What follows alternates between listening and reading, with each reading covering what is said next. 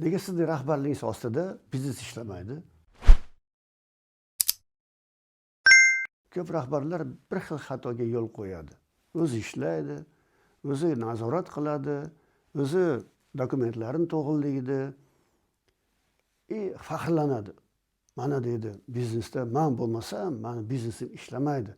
Mensiz hech narsa ishlamaydi, to'xtab qoladi deydi. To'g'ri, sizsiz ishlamaydi. Nimaga? Chunki siz orqali hamma narsa ketyapti-da. Faqat tepaga chiqib, bu narsa ruxsat olgandan keyin buyruq beriladi, keyin ish olib boriladi. Buni faxrlanish kerak emas, bu xavf. Rahbarning vazifasi natijani o'zi qilish emas. Rahbarning asosiy vazifasi tizimni yaratish. Tizim degani mana tushunamiz. Tizim deganda bu qog'ozga tushirilgan hamma qiladigan ishlar, jarayonlar, kim javob beradi, qanaqa harakatlar bo'lishi kerak, kim nazorat qiladi.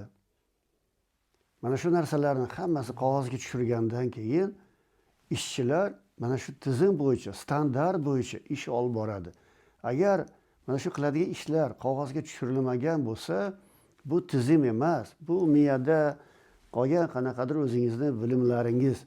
Buni hammasini qog'ozga tushirish kerak. Mana shunda tizim yaratiladi. Oddiy misolni ko'rib chiqaylik. Mana olaylik oshpazni. Hammamiz bilamiz, oshpaz qanday osh tayyorlaydi? Chunki o'zi biladi, to'g'rimi? Birinchi navbatda suv qo'yadi, keyin sabzi tashiydi, keyin yog'ni qo'yadi, to'g'rimi? Yo'q, noto'g'ri deyishingiz kerak-da, to'g'ri. Noto'g'ri. Nimaga? Chunki texnologiya bor. Qanaqa texnologiya? Birinchi navbatda yog'da qiladi, keyin go'shtni qovuradi yoki piyoz. Shunday qilib mana shu narsani. Agar mana shu texnologiyani faqat oshpaz biladigan bo'lsa, ertaga oshpaz ishdan bo'shab ketadigan bo'lsa, bu nima bo'ladi? Xavf, biznes ishlamaydi. Endi ikkinchi variant bor. Agar mana shu retsept hammasi yozma ravishda yozilgan bo'lsa, rahbar tasdiqlagan bo'lsa, ertaga bu oshpaz ishdan ketadigan bo'lsa, o'rniga boshqa oshpaz kelib, mana shu retsept bo'yicha yozma ravishda qilingan standart bo'yicha ish olib borsa bo'ladi. Biznesingiz ishlab ketaveradi, davom etaveradi, odamga bog'lanmaydi. Mana shu mana shu xavfli tomoni bitta odamga bog'lanib qolgani. Mana shu odam miyasida hamma texnologiya sirlarini ushlab turgani. Bu biznes uchun xavf. Shuning uchun qog'ozga tushiringlar. Qog'ozida yozma ravishda bu bo'lishi kerak. Nimaga rahbarlarda tizim yo'q? Chunki rahbar hamma narsani o'z boshida saqlaydi. Nima qilish kerak? Kim qilish kerak? Qanday qilish kerak? Qachon qilish kerak? Kim nazorat qilish kerak? Rahbar agar kasal bo'lib qoladigan bo'lsa yoki bir oyga komandirovka ketib qoladigan bo'lsa, biznes to'xtab qoladi. Ko'p rahbarlar faxrlanadi. Mana men yo'q bo'lsam ishlamaydi dedi. Yo'q. Bu faxrlanish kerak emas. Bitta siz o'ylashingiz kerak, nimaga mensiz biznes ishlamaydi? Yaxshi rahbar bo'lishmi, yomonmi bo'lishni baholash uchun biz nima qilardik? Tekshirib ko'rardik. Bu odamni otpuskaga jo'natib yuborardik. 1 oyga yoki 2 oyga. Agar biznes bu odamsiz yaxshi ishlayotgan bo'lsa, demak bu rahbar yaxshi rahbar hisoblanardi. Agar biznes to'xtab qoladigan bo'lsa, rahbar noto'g'ri ish olib borilgan. Demak, bu yerda sababini izlash kerak. Sababi nimada? Yozma ravishda qilinmagan. Kim, qachon, qanday dokumentlar bo'yicha hammasi javob beradigan odamlar bilish kerak. Ular yozma ravishda o'sha narsani ko'rish kerak va uning uchun javob berish kerak va shu uchun odamlarga pul to'lashimiz kerak. Agar sizda shu holat bo'lsa, bu kuch emas, bu xavfdir. Chunki hamma narsa rahbar orqali ketyapti-da. Rahbar orqali bo'lish kerak emas. Odamlar hammasi o'z vazifalarini bilish kerak. Shuning uchun siz hamma narsani o'zingizga oladigan bo'lsangiz, birinchidan siz charchaysiz. Oilangizga qaramaysiz. Biznesingiz xavf ostida. Chunki kasal bo'lib qoladigan bo'lsangiz yoki bir yoqqa ketadigan bo'lsangiz, biznesingiz to'xtab qolishi mumkin. Shuning uchun tizimlashtiring. Hammasi qog'ozga tushiring, standartlarni yarating. Mana masalan bizning zavodimizda qanday qilardik? Standart bo'lardi. Agar tushunmovchilik bo'lsa, rahbarlar orasidami yoki tepadan masalan qanaqa topshiriq berilgan bo'lsa, bu narsa bajarilmagan bo'lsa, biz birinchi navbatda nima qilardik? Standartni ko'tarardik. Qog'ozda yozma ravishda tasdiqlangan standart bo'lardi. Standart bo'yicha qarardikda, kim mana bu ishga javob beradi. Aha, bu odam qachon qilish kerak, qanday qilish kerak, qanaqa hisobot berish kerak. Hamma narsa yozma ravishda. Biz bilardikki, bu odam o'zining vazifasini bajardi, baholaymiz, premiya beramiz yoki bajarmadi, buni jazolaymiz. Shuning uchun tizim yozish kerak. Tizim yozilsa, natija sizsiz ham bo'ladi. Tizim yozilganda buni mana tushunamiz. Standart, STP deyiladi. Standart предприятие deymiz. Korxona standarti. Bu reglamentlar, instruksiyalar, standartlar, положение deyiladi. Mana shu narsalar hammasi yozma ravishda tasdiqlangan bo'lishi kerak rahbar tomonidan. O'shandagina mana shu ish bo'yicha biz ish olib boramiz. Mana oling, oddiygina narsada siz qanaqadir kofe chiqaradigan, ishlab chiqaradigan yoki sokovыжималка deymiz, sotib olganingizda korobkaga qaraganingizda pasporti bo'ladimi? Bo'ladi. O'sha yerda bo'ladimi retseptlari? Qanaqa qilish kerak, nima qilish kerak? Bo'ladi. Keyin instruksiyasi bo'ladi. To'g'rimi?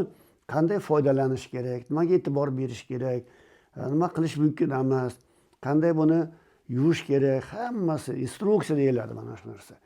Sizni biznesingizda ham xuddi shunga o'xshagan instruksiya bo'lishi kerak. Har bitta ishda qiladigan davomligi, takrorlanadigan ishlar, kim qiladi, qanday kim nazorat qiladi, hammasi yozma ravishda tasdiqlangan bo'lishi kerak. Yana bitta misol keltiraman.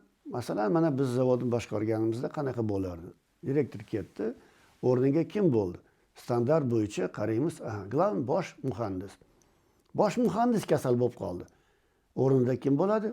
Zam direktor. Zam direktor kasal bo'lib qolgan bo'lsa, ikkinchi zam direktor. Bu ham kasal bo'lib qolgan bo'lsa, mana bitta начальник sex deymiz, sex boshlig'i. Shunday qilib, mana standart bo'yicha bu yozma ravishda tasdiqlangan bo'ladi. Tizim yozish rahbarning asosiy vazifasi. Shuning uchun siz bu narsani birinchi navbatda tizimlashtirishingiz kerak. Yozma ravishda hamma dokumentlarni to'g'rilab qo'yishingiz kerak. Standartlar. Agar siz mana shu standartlarni yozmasangiz, demak sizda tartibsizlik bo'ladi. Standart bo'ladigan bo'lsa, har bitta odam o'zini qiladigan ishlarni biladi.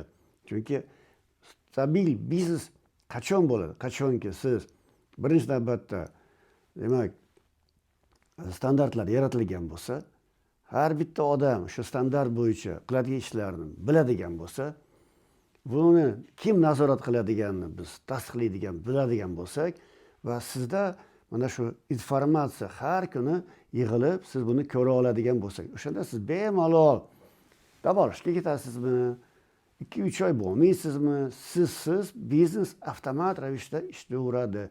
Mana soatni oling, soatda mexanizmlar hammasi o'zini rolini o'ynaydi, to'g'rimi? Har bitta mexanizm bor. Bittasi bo'lmasa, soat to'xtab qoladi. Biznesingizda ham xuddi shunday bo'lish kerak. Har bitta mexanizm o'zini vazifasi bor. O'zini javob beradigan ishlarni bajarish kerak. O'shanda bu ishlab boradi. Mana mashinani oling. Mashinada ham xuddi shunday. Samolyot. Bu tizim. Sizda biznesingizda ham moliya, marketing, sotuvlar, motivatsiya, mo'naqa bo'yicha nazorat hammasi yozma ravishda bo'lishi kerak va har bitta odam o'zini qiladigan ishlarini bilish kerak. O'shandagina siz bemalol shuni boshqara olasiz. Mana sizga taklif. O'zingizni tekshirib ko'ring. Siz ishxonada bir hafta bo'lmang yoki bir oy bo'lmang. Agar sizsiz biznes to'xtab qoladigan bo'lsa, demak siz rahbar emassiz. Siz oddiy ishchisiz. Agar biznesingiz sizsiz ishlayotgan bo'lsa, har bitta odam o'zi qiladigan ishlarni tizimlashtirib, shu yo'lga qo'ygan bo'lsangiz, demak siz haqiqiy rahbarsiz. Shuning uchun xulosa qilaylik, siz ishlamasangiz mumkin. Siz strukturani yaratishingiz kerak. Siz mana shu standartlarni yo'lga tushirishingiz kerak. Va uni tasdiqlagandan keyin har bitta odam o'zining vazifasini bajaradigan bo'lsa, siz buni faqat nazorat qilib boshqarishingiz mumkin. Boshqa davlatdan, boshqa shahardan, boshqa joydan qilinayotgan ishlarni ko'ra olishingiz mumkin. Mana shuni yo'lga tushirishingiz kerak. Agar sizga yordamimiz kerak bo'ladigan bo'lsa, aloqaga chiqing. Men sizga dokumentlarni, standartlarni qanday tuzish kerak, qanaqa dokumentlar bo'lishi kerakligini men yordam beraman, maslahat bilan va kerak bo'lsa sizga shu standartlarni yaratib berishimiz mumkin.